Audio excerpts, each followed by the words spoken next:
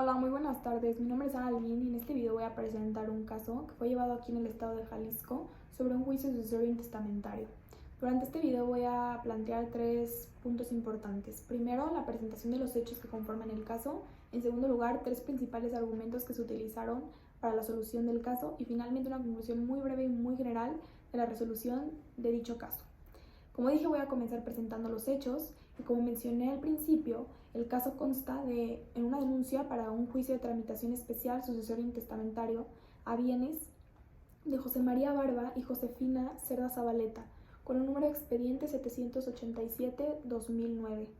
según el índice de juzgado noveno de lo familiar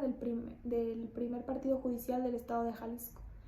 Este caso entra en vigor un 26 de mayo del 2009 y tiene finalización el 4 de octubre del 2010 con una sentencia definitiva de casi un año después.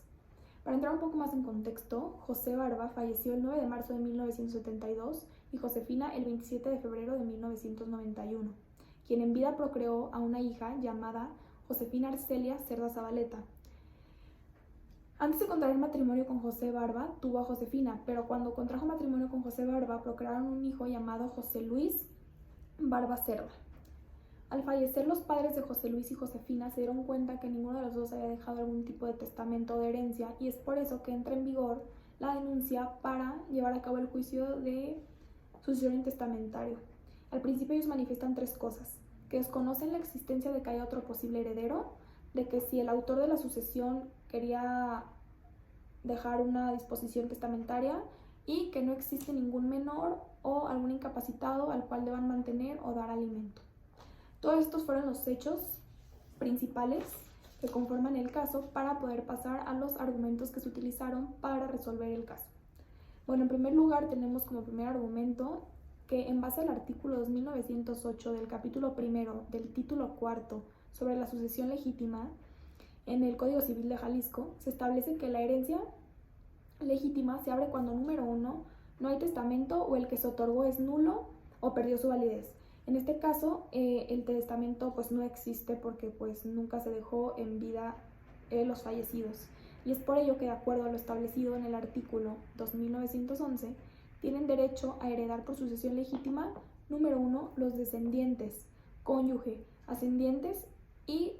parientes colaterales dentro del cuarto grado y la concubina o el concubinario. En este caso, como hijos legítimos, José Luis y Josefina tienen la obligación de exigir su derecho a heredar,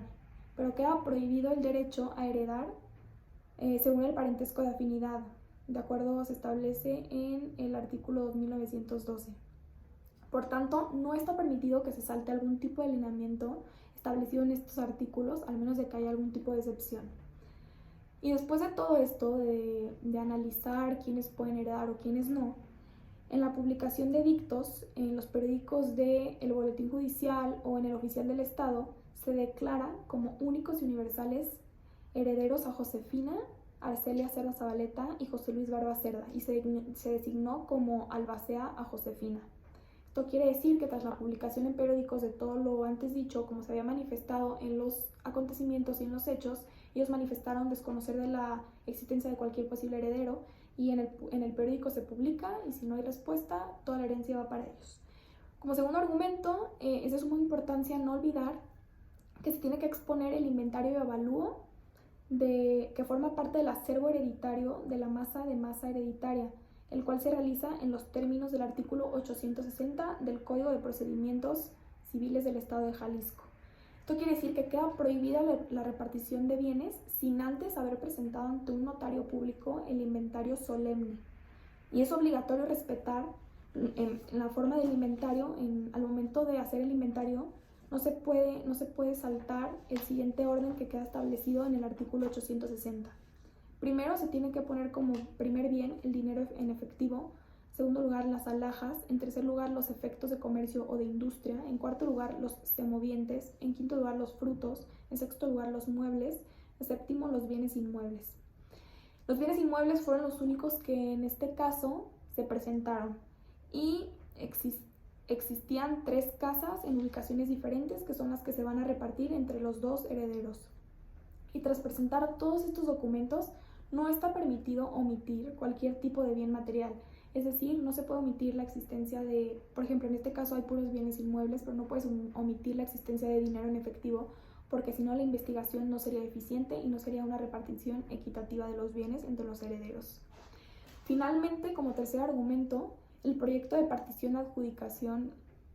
se da y debe ser aceptado por el juzgado para dictar dicha sentencia definitiva de acuerdo al derecho. Y esto se plantea en el artículo 911 del Código de Procedimientos Civiles del Estado de Jalisco. Se dice que está permitido que los herederos manifiesten en algún documento cómo ellos creen que debería ser la repartición de bienes, tomando en cuenta la honestidad y la equitatividad. Es decir, no pueden repartir los bienes de acuerdo a una conveniencia o algo, o sea, tienen que ser muy objetivos, y es por eso que el abuso de ellos, de los bienes, para evitar todo eso, se tiene que presentar y es obligatorio que el juez dicte sentencia, o sea, analice todos los documentos que ellos hicieron con anterioridad y dicte sentencia final el juez definitiva y cómo debería ser la repartición de los bienes. En conclusión, este caso es muy importante seguir cada paso porque se puede ir dando cuenta desde que se aceptan como herederos, desde que se pronuncian como los únicos herederos, se hace el inventario y el avalúo de todos los bienes y finalmente se dicta una sentencia que terminó en que el heredero José Luis Barba Cerda tiene el 75% y el 25% Josefina de la primera propiedad, y de las otras dos propiedades tienen el 50% y el 50% cada uno. Esto quiere decir que tras una sentencia ya definitiva dictada por el juez se puede llegar a un buen acuerdo y pueden hacer una repartición muy equitativa de los bienes materiales que dejaron sus padres en vida para ellos, no literalmente escritos en algún documento, pero tras toda esta investigación se puede llegar